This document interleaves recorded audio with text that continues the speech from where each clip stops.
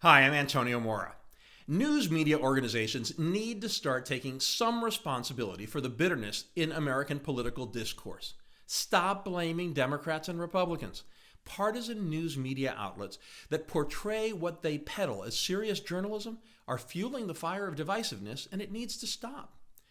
While it's especially important as the impeachment process plays out, an independent and credible news media is crucial to the functioning of American democracy. But the shenanigans and partisanship we see every day are undermining what confidence we have left. According to Gallup, only 13% of Americans trust the media a great deal, and another 28% a fair amount. Compare that combined 41% to the 72% who trusted the media in 1976. Even in the late 90s, most Americans trusted what they read in newspapers and saw on TV. A major issue is negativity, something recently highlighted by former NBC anchorman Tom Brokaw, who described how the American public is being subjected to, quote, just a 24/7 rage about what's pissing people off across the board from the left to the right. Published data proves he's right. Reporting across all media has taken a strikingly more negative tone over the past half century, and especially over the past 12 years or so. The bigger issue is that the negativity is used by media outlets to advance their chosen narratives, creating alternate universes of reporting. We are saturated with information, some of it accurate, some of it bogus, and much of it intentionally misleading, filtered through a lens of bias, creating a cacophony that, ironically, makes us all less informed. 60% of Americans say they encounter conflicting reports about the same event. The reason that it's not 100% is because many live in echo chambers where they only get news from sources they agree with.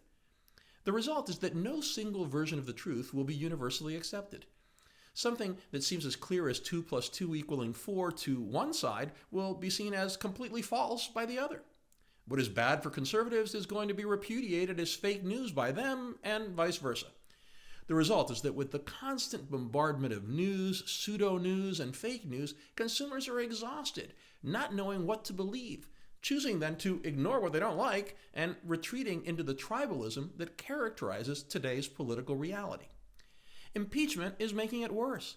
On cable news, I've seen panels of 9 people, all of whom agree on what should happen to Trump. What happened to giving both sides of a story? If you've been watching CNN and MSNBC, you almost certainly have seen video of Senate Majority Leader Mitch McConnell during the Clinton impeachment saying the opposite of what he's saying now during Trump's. Same for Trump lawyer Alan Dershowitz. You are much less likely to have seen those videos on Fox. On the other hand, have you seen tape of Minority Leader Chuck Schumer and Speaker of the House Nancy Pelosi from the late 90s where they contradict what they're saying today? You sure have if you're watching Fox, unlikely if you're watching the liberal competition.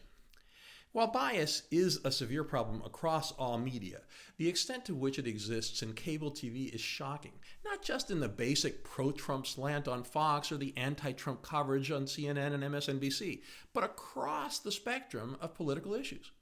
Remember the anti-Semitic machete attack in New York State and the shooting inside a Texas church that took place a couple of days apart last month? One got more coverage on liberal media, the other on conservative outlets. Why? Simple. The church shooting ended quickly when a volunteer security guard shot the would-be mass murderer. The good guy with a gun fits the pro-gun narrative, so conservative media gave it disproportionately more attention. The opposite was true for liberal media. Trump couldn't pay for advertising as good as the shilling he gets from the hosts of Fox and Friends morning show. Sure, Fox News has labeled it an opinion show, but it's on Fox News, has news segments, and follows the general format of morning news shows. So how does an audience know the difference? Over at CNN, the morning show is almost as rabidly anti-Trump, but the bias extends to other candidates as well.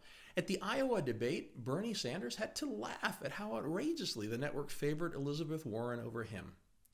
We are also seeing bias in the selective outrage of media outlets. Conservative media explodes every time Alexandra Ocasio-Cortez and members of the squad give them an opening. Liberal media does the same with conservatives. Arizona Senator Martha McSally should be embarrassed and apologize for calling CNN's Manu Raju a liberal hack, even though he was asking a legitimate question. Instead, she cynically used it to raise funds. CNN anchors and commentators went ballistic, even calling her a punk. But where were the attacks on squad member Ilhan Omar when she attacked Raju for a question she didn't like, asking, "What's wrong with you?" And where were they when Democratic Senator Robert Menendez called the Daily Caller reporter trash? They can't see or won't admit their own bias. Both sides will even argue that the two sides aren't equal, that their side is somehow more virtuous and cares more about the facts. Even if you do think that Rachel Maddow, for example, is generally more truthful than Sean Hannity, both have had huge problems with accuracy and with wildly mistaken promises. It's a distinction without a difference. Both sides are to blame, and the American people are the victims.